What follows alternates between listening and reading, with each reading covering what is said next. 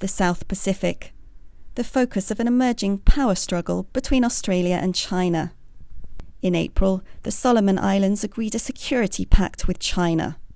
Details remain unknown, but it has fueled fears that Beijing could gain a military foothold in what Canberra considers its backyard.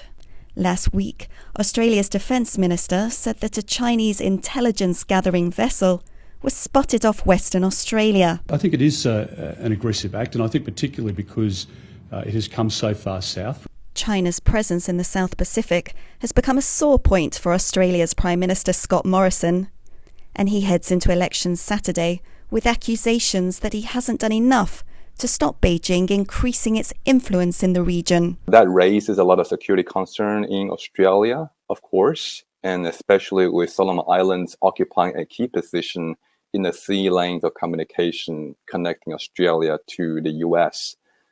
In that sense, the foundation of the Australia-US alliance, which has been the cornerstone of Australian security since the end of World War II, is now under an unprecedented challenge, potentially. Morrison's main challenger, the Labour Party's Anthony Albanese, has accused the Prime Minister of dropping the ball in the South Pacific and says he will better engage with Australia's partners there. So Labor is essentially saying we can deliver the same policies on China, but we can do it with less collateral diplomatic damage than we've had.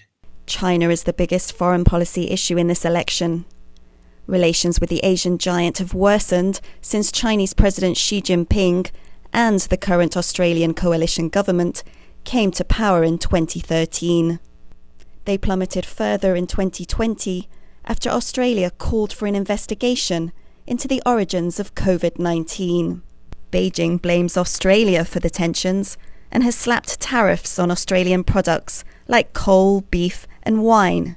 The two Australian sides have both said there's room to improve the country's relationship with China, and there's little difference in terms of foreign policy and how they might handle getting tariffs lifted. There is a view that China was the first actor to impose a significant economic sanctions against Australia, rather than the other way around. So if any party is going to make the first move to make a goodwill gesture, it will have to be China. So the ball is in Beijing's court. Polling on Wednesday showed the election had become too close to call. The biggest issues for voters are domestic ones, particularly a steep rise in the cost of living.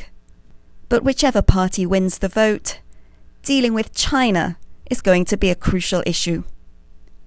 Asnaya, Chou and Louise for TaiwanPlus.